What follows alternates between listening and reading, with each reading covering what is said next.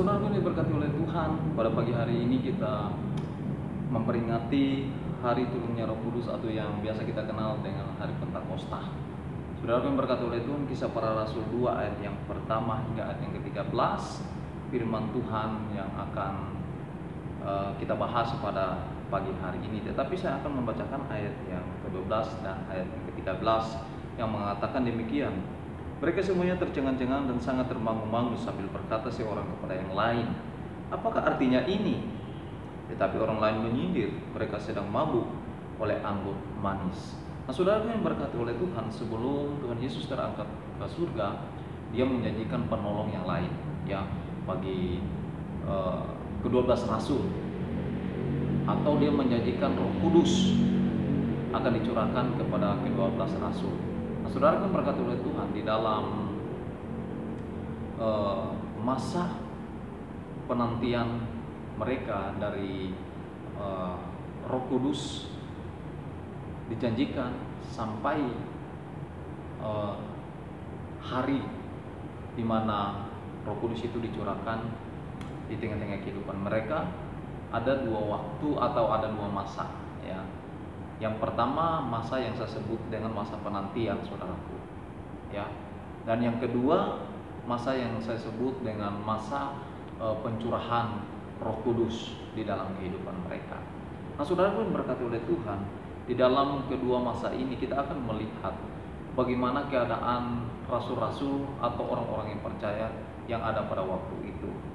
Di dalam masa penantian atau masa yang pertama ini, saudaraku berkati oleh Tuhan, bagaimana keadaan rasul-rasul atau murid-murid Tuhan Yesus atau orang-orang yang percaya? Kita boleh kembali melihat di dalam Kisah Para Rasul 1 ayat yang ke-14 yang mengatakan demikian.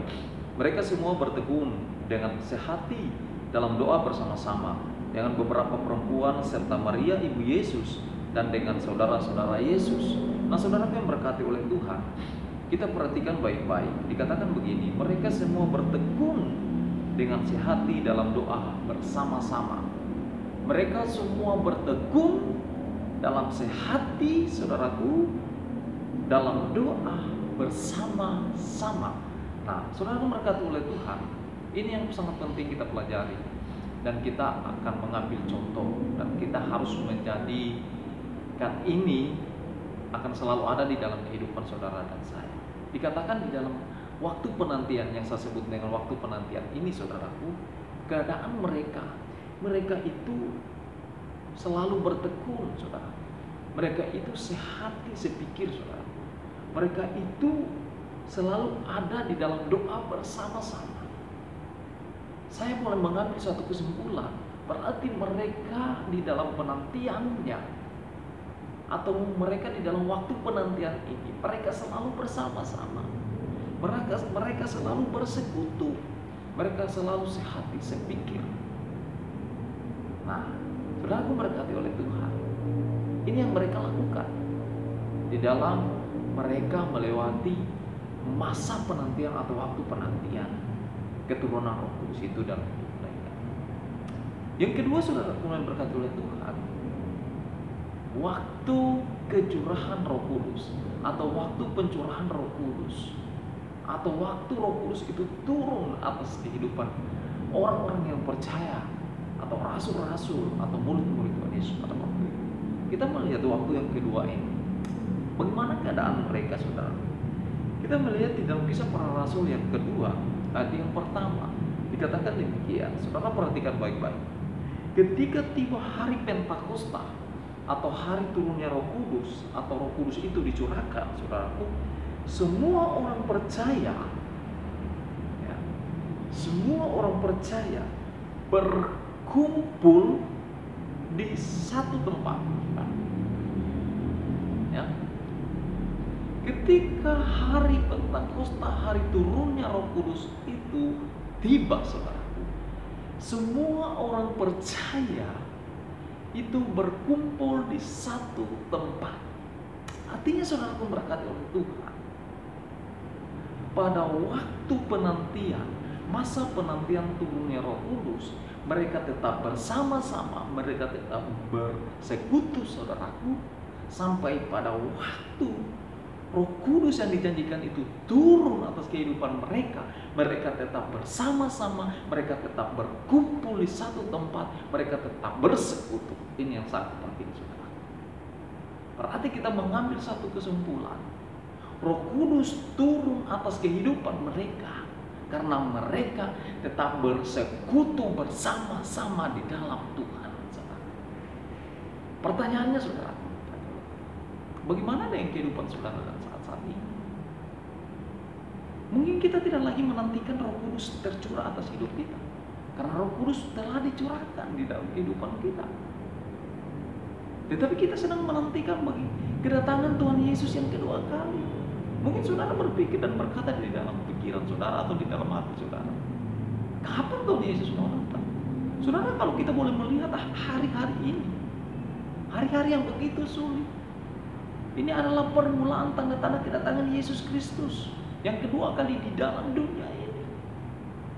Pertanyaannya, saudara, waktu yang pertama atau waktu penantian kita akan kedatangan Tuhan Yesus Kristus dalam dunia ini yang kedua, apakah kita tetap bersekutu di dalam Tuhan?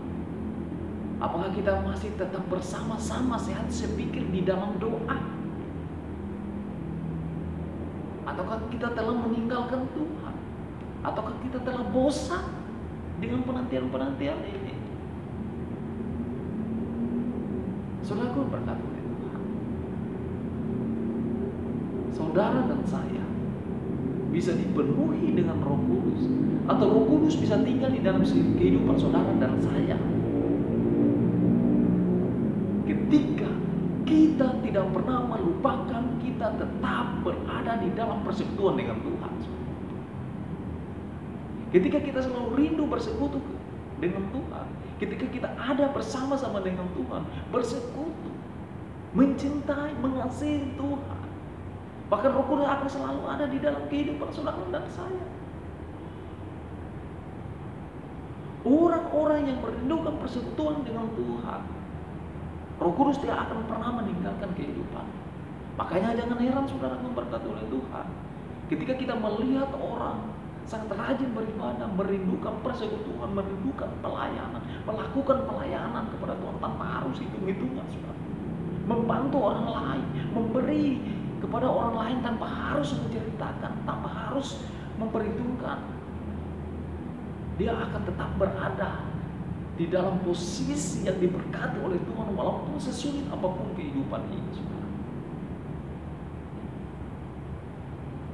Kita bisa melihat ketika orang dekat kepada Tuhan, ketika orang selalu bersekutu kepada Tuhan, maka dia akan tetap berdiri walaupun badai kehidupan selalu ada datang, menerjang kehidupannya, menerjang ekonominya, menerjang usahanya tetap berdiri.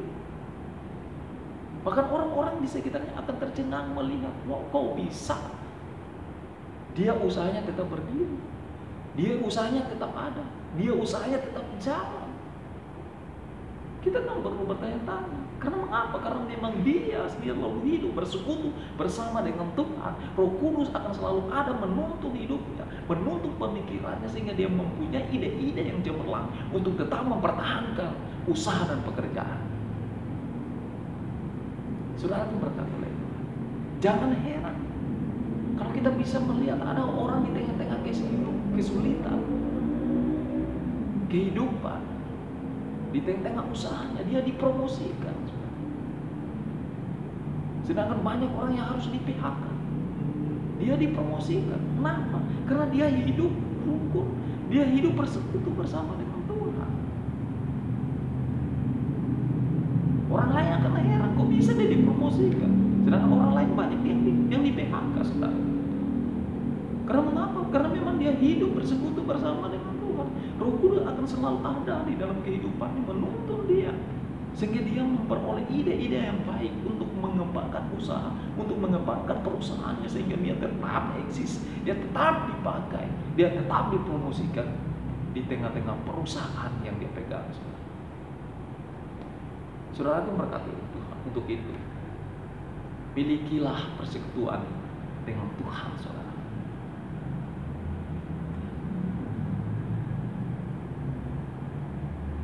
bulan depan saudara akan diperlakukan new normal, saudara. Kehidupan yang baru. Mari ketika kita datang beribadah, kita memang benar-benar menikmati persekutuan dengan Tuhan. Kita berjumpa dengan Tuhan, saudara. Sehingga Roh Kudus itu akan selalu ada.